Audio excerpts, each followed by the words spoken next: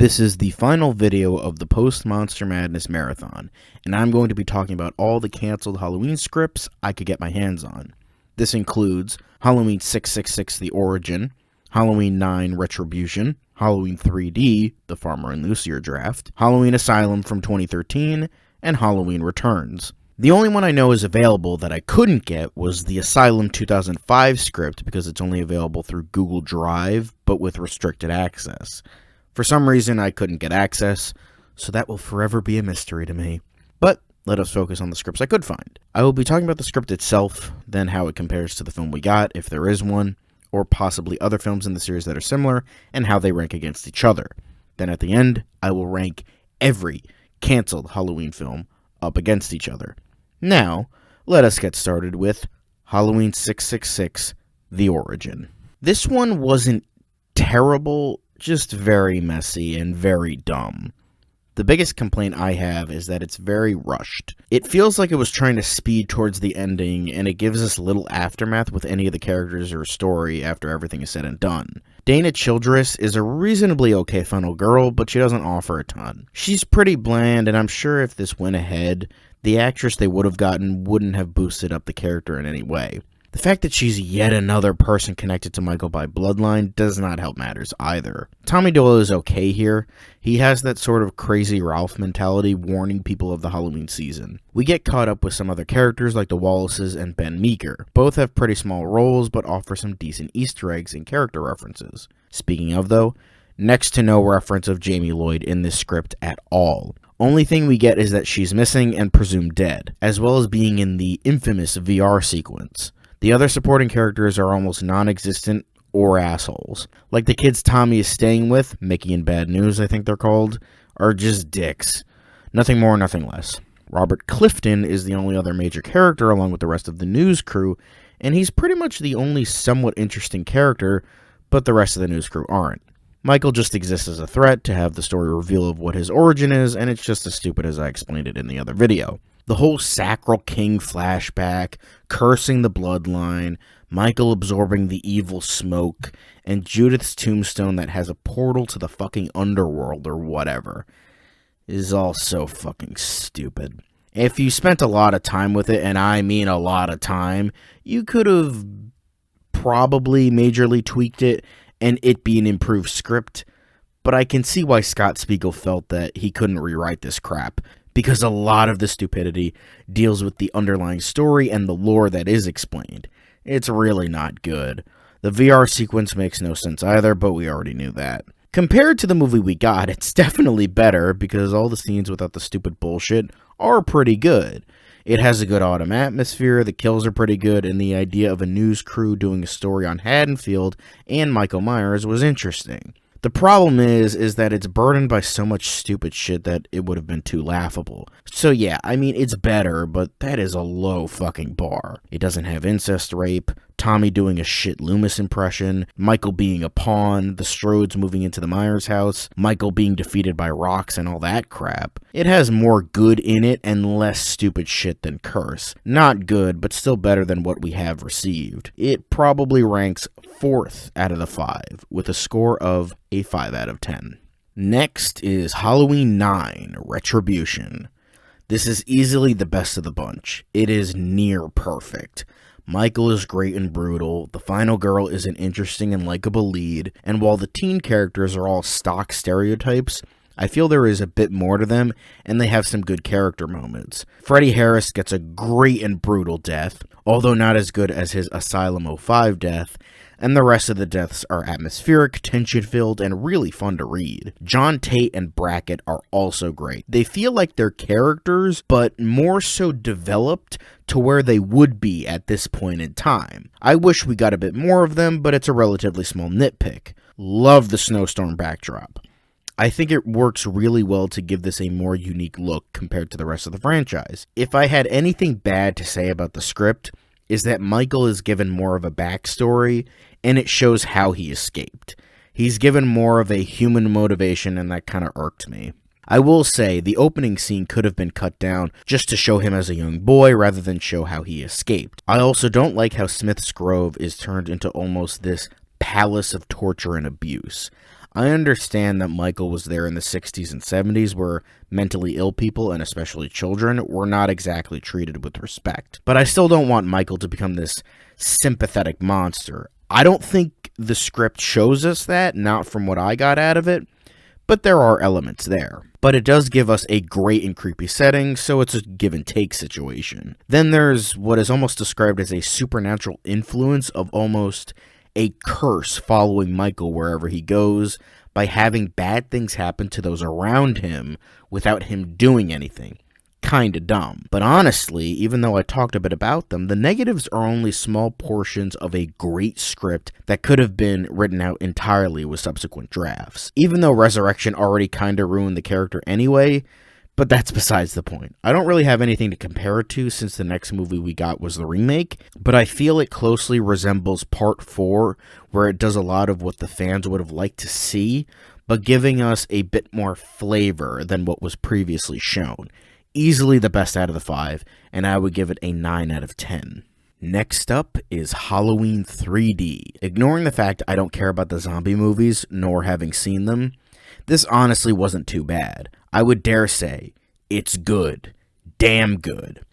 I think Farmer and Lucier's style definitely fits with zombie. They almost feel like zombie light, but in the best way possible. Like, it doesn't have the overabundance of white trash characters, cringy ass and overly edgy dialogue, sickening storylines, and that kind of thing. But it has a lot of the brutality and fucked up nature of the zombie movies, but it brings more of the mystery of the Carpenter film. Like, it has more of Michael sneaking around and causing people unease before he really comes in for the kill. It reminds me a lot of how James Jude Courtney portrayed the character in the reboot trilogy. Laurie is more balanced here. She's not whiny and annoying like she is in the previous film, but I feel there could have been more to her. The main problem this movie has is that it has way too many characters. You have Josie Blake, Cooper Goodman, Amy, the 4 sanitarium girls, and Laurie. All get a bunch of screen time. Even smaller characters like Desmond and Dr. Kibner get a good chunk of screen time. It's a lot, and that takes focus away from what could have been a really interesting character arc with Laurie and how she has dissociative identity disorder between victim Laurie Strode and batshit insane Angel Myers. So when the ending does come along and her pushing Michael to kill her, choosing her moral good side, it feels unearned. I get that Farmer and Lucier did not have any time to do this script, and the fact that it came out better than halfway decent is a fucking miracle. But I do wish there was more focus on that. But despite this, I thought all the new characters offered something great. Josie Blake is essentially the Loomis we should have gotten in the first movie, but Rob Zombie really wanted to ruin the character for some reason. She feels a lot like Loomis in Halloween 4, who has seen too much shit and is more broken than the morally good yet flawed doctor from the original. Cooper Goodman, despite his name being way too on the nose, is another good character and brings in someone who is likable, trying to do the right thing.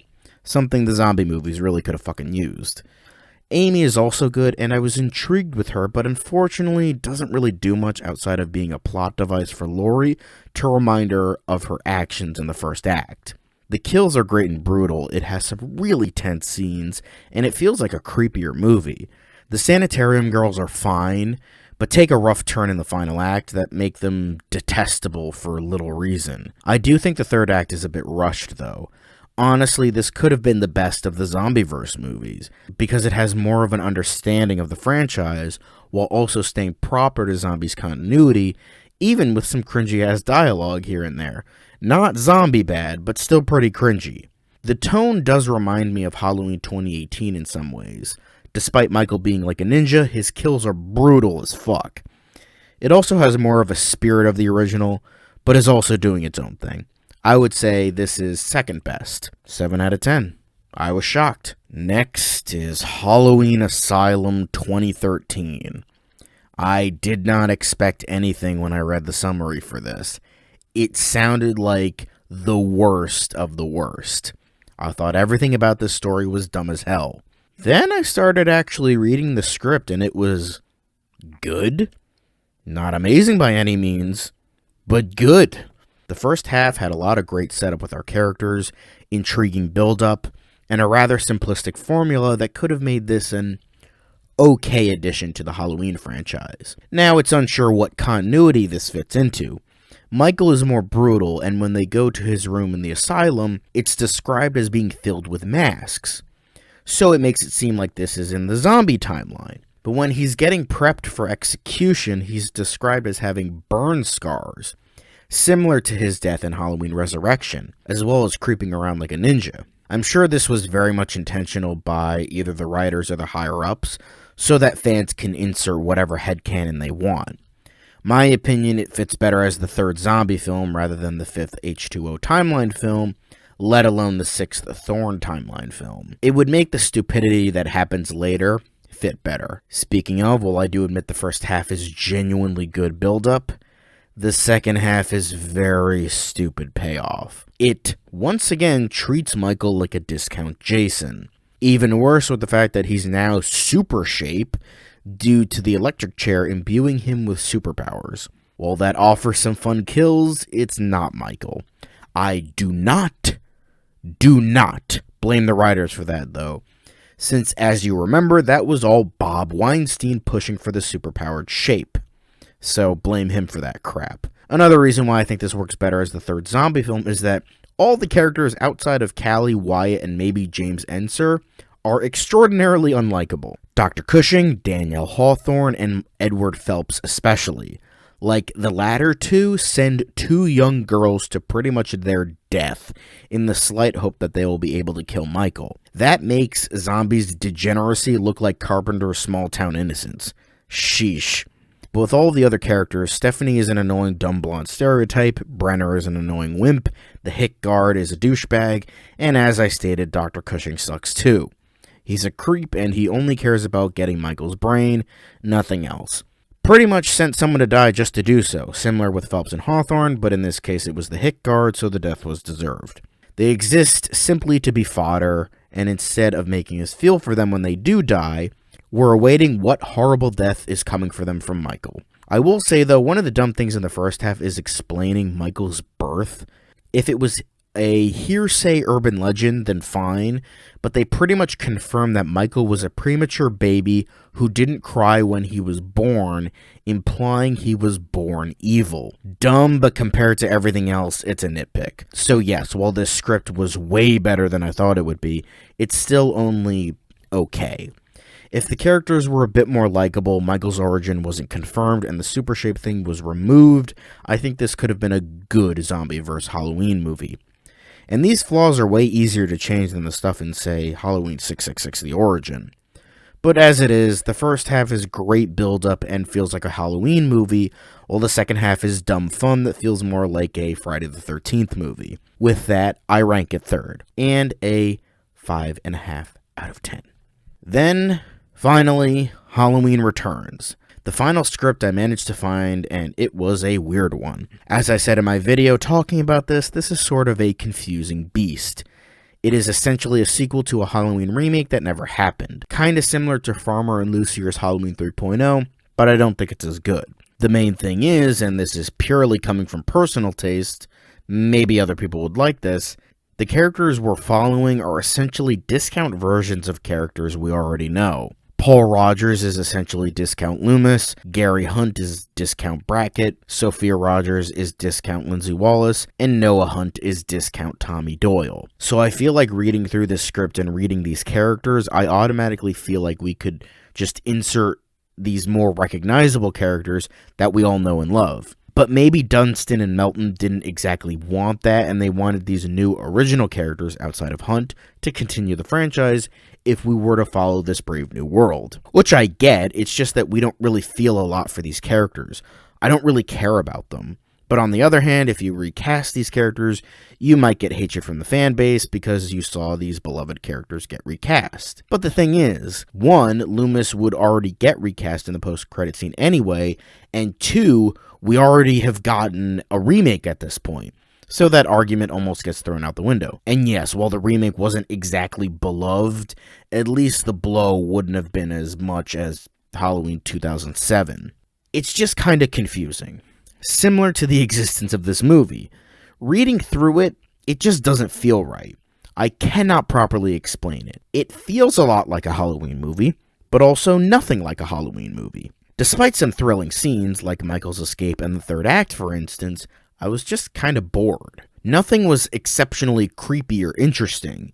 You have Michael stalking in the shadows, which is true to character, but he almost feels like a non-presence half the time, instead following these characters you don't care about, which is similar to one of the many qualms people had with Halloween Ends. I was intrigued with the Hunt and Roger subplot, but the stuff with the teens is a slog. Noah and Sophia kinda have a little chemistry, but outside of that, it's just boring. The other teens have nothing to them, and they exist to die, which you know how much I fucking love it when they do that. I like the reference to Harry Grimbridge and Silver Shamrock, and as I stated, the third act is pretty engaging as well.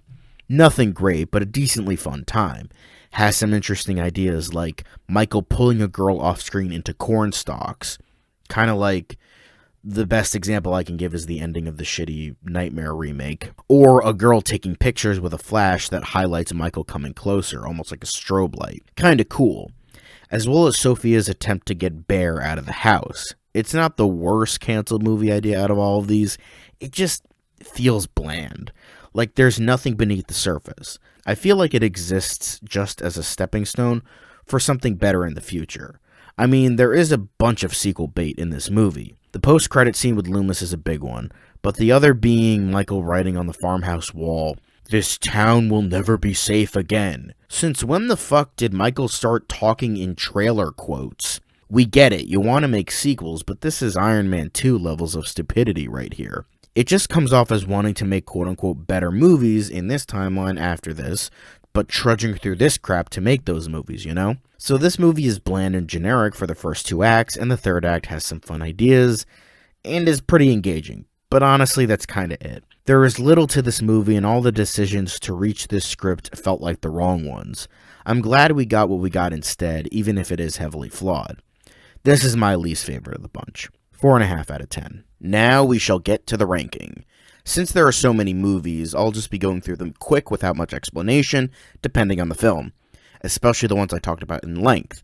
First off, Halloween H2K and Family Reunion are off the table, since there are no plot details, so it wouldn't make sense to rank them. So let's get started. Number 32, Robert Harder's Halloween 5. Frankenstein, but with Halloween characters. Easily the dumbest idea to come out of any of this. 1 out of 10. Number 31, Halloween, The Fires of Samhain. Making a Halloween multiverse, because that seems like a good idea, right? The surrounding movie sounds fine, I guess, but the sheer stupidity of what Hutchinson wanted to do makes my head spin. Makes the David Gordon Green trilogy look like Citizen Kane by comparison. 1.5 out of 10. Number 30, Halloween, The Witching Hour. I purely put this towards the bottom because I feel there is so little to this movie. It would be a kinda cool short film, but a 90-minute feature film? I don't think so. Some neat ideas, but a mediocre premise stretched thin. Lame. 2 out of 10.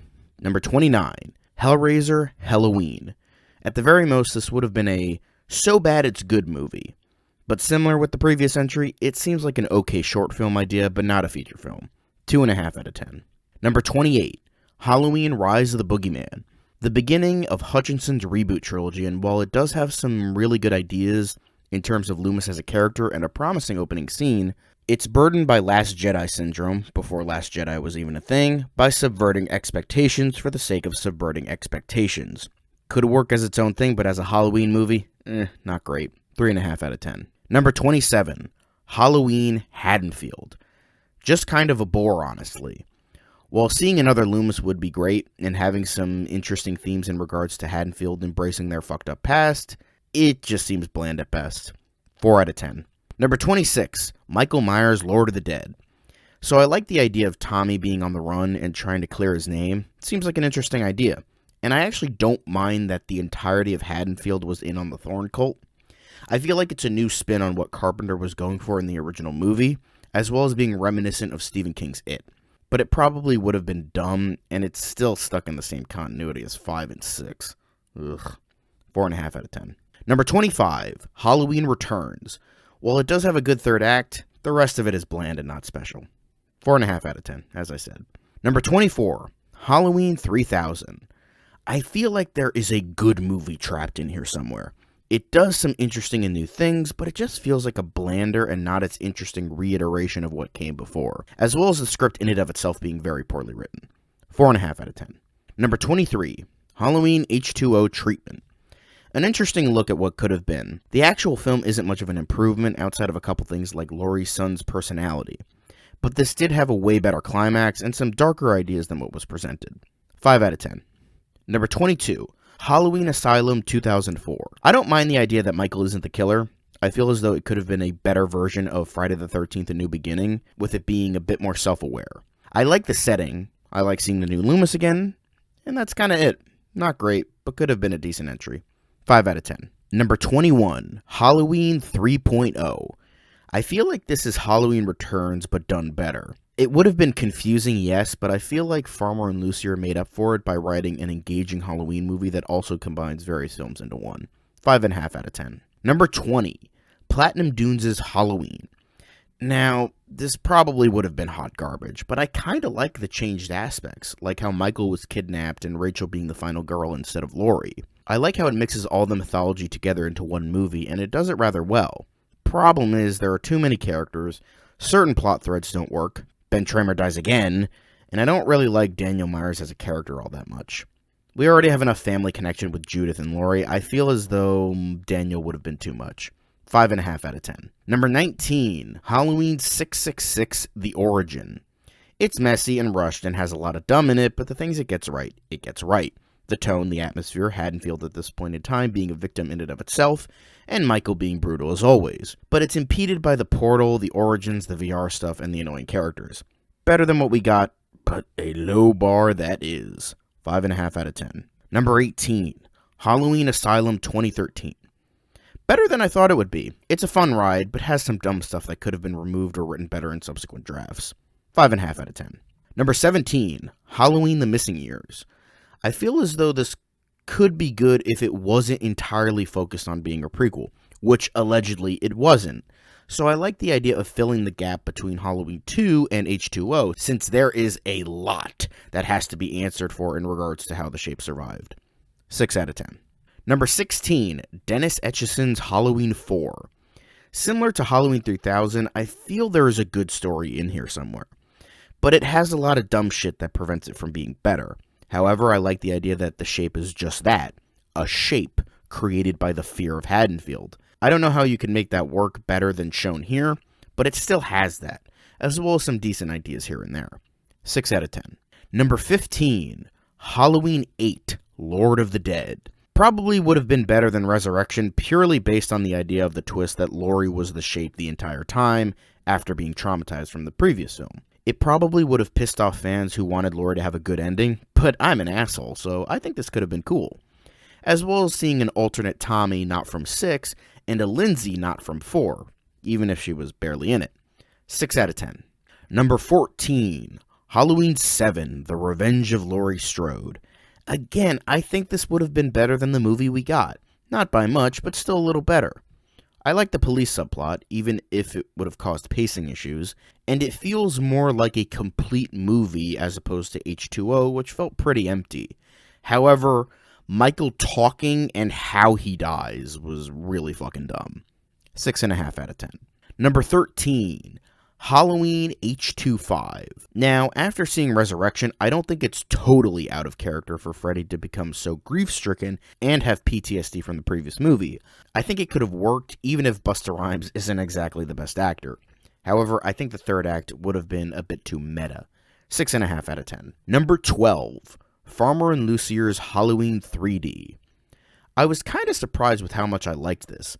I think it could have been better in regards to Laurie's DID, and it having a bit too many characters, but I think it intertwined zombie style and Carpenter's mystery rather well. 7 out of 10. Number 11, Hutchinson's Halloween 3D. I think it might be a bit too brutal in areas, but I like how it focuses on Brackett and deals with his grief. It's a very intriguing and personal story, so I see why Hutchinson didn't like it if 3D was what they had in mind. It's just too rich in story to have a dumb fad attached. I also like how Michael is actually smart here. 7 out of 10. Halloween 666, The Origin of Michael Myers. pretty much a better version of what we got as well as what was previously written.